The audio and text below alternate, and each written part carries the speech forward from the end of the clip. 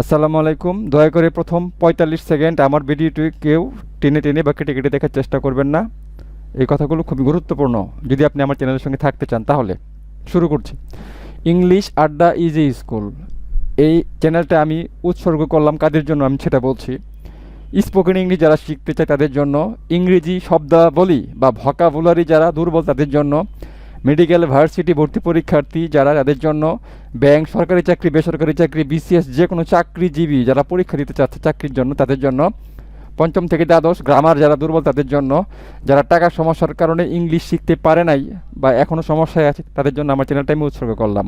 ওকে, তো সবাই ভালো থাকুন, আমরা ক্লাস শুরু করতে যাচ্ছি। সবাই কেমন আছো? আমাদের এই টিউটোরিয়ালটা যারা মেডিকেলে ভর্তি পরীক্ষা দিবে, ভার্সিটিতে ভর্তি পরীক্ষা দিবে, যারা বিসিএস পরীক্ষা দিবে, যারা বিভিন্ন চাকুরিতে ইন্টারভিউ দেবে রিটেন ইংলিশ, তাদের জন্য এটা আমরা সাজিয়েছি।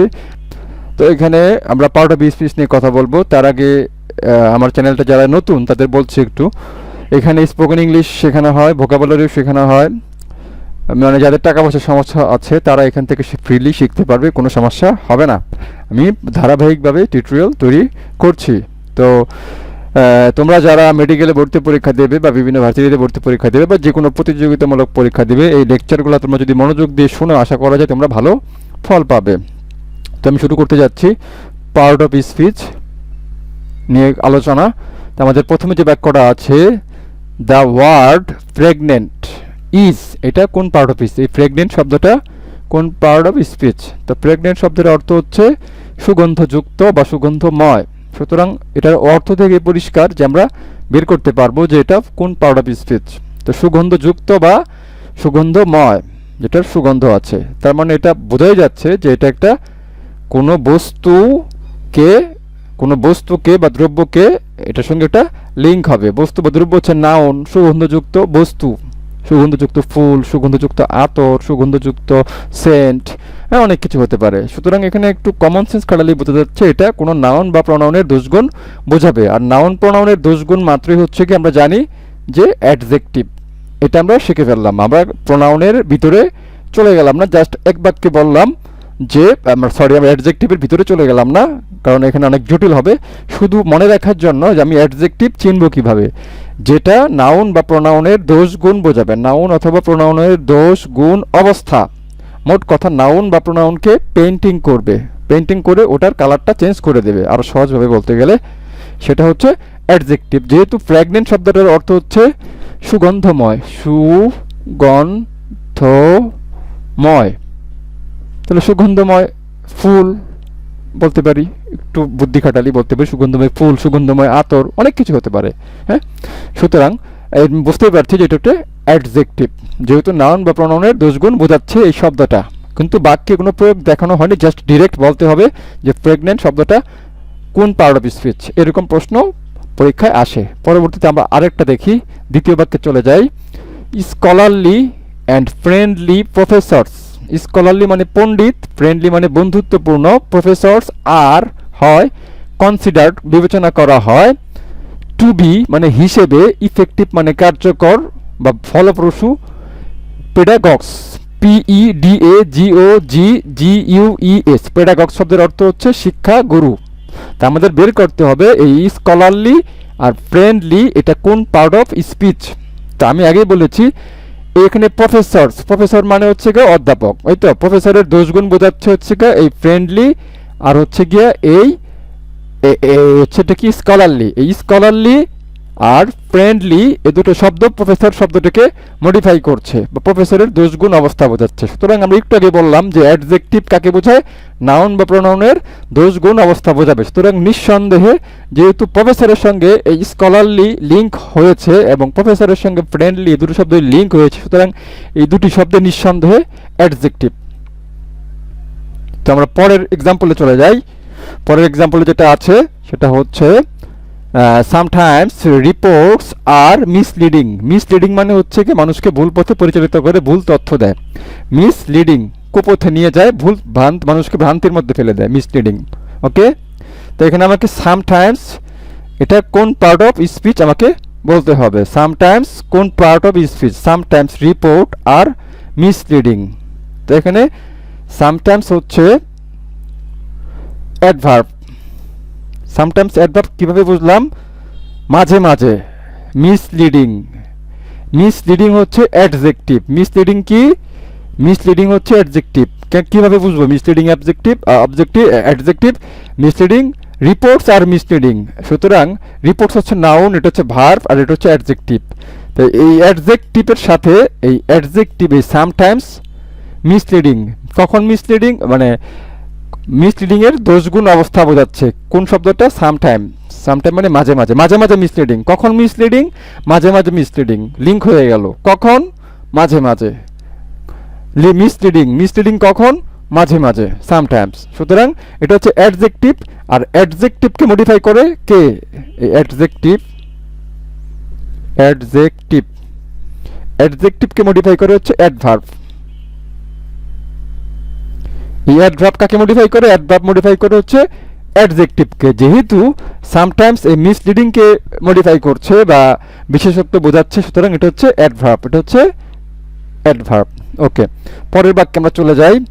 What is the noun form of the word pronounce? Pronounce মানে উচ্চারণ করা। প্রোনাউন্স মানে উচ্চারণ করা। ওকে, এই বলা হচ্ছে যে এই প্রোনাউন্স শব্দটার নাউন ফর্ম, নাউন রূপ কোনটা, নাউনের স্ট্রাকচার কোনটা, কোন শব্দটা? এটা আমরা জানি যে একটি শব্দকে, কোনো একটা শব্দ, ওটা হয়তো ভার্ব, মূল শব্দটা হচ্ছে ভার্ব। অনেক সময় ওটাকে নাউন বানানো যাবে, অনেক সময় ওটাকে অ্যাডজেক্টিভ বানানো যাবে, বা কোনো একটা শব্দ নাউন, ওটাকে আমরা ভার্বও বানাতে পারবো, অ্যাডভার্বও বানাতে পারবো, ঠিক আছে, রূপ চেঞ্জ করে। সুতরাং এখানে প্রোনাউন্স হচ্ছে ভার্ব। এই ভার্ব, এই শব্দটার অর্থ হচ্ছে উচ্চারণ করা। এটা নাউন উচ্চারণ কোনটা হবে, নাউন ফরম্যাট কোনটা হবে? হচ্ছে প্রোনাউন্সিয়েশন, প্রোনাউন্সিয়েশন, প্রোনাউন্সিয়েশন, প্রোনাউন্সিয়েশন। এখানে প্রোনাউন্সিয়েশন, যে PRONUN, প্রোনাউন, এই প্রোনাউন্সিয়েশন, প্রোনাউন্সিয়েশন, প্রোনাউন্সিয়েশন না, প্রোনাউন্স, এটা হবে এইটা প্রোনাউন্স, প্রোনাউন্সিয়েশন, নট প্রোনাউন্সিয়েশন।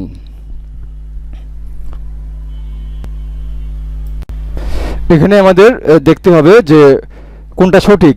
এখানে প্রোনাউন্স, এখানে কিন্তু প্রোনাউন্সিয়েশন, এটা না, pronunciation, NUN, nun, pronunciation, not pronunciation.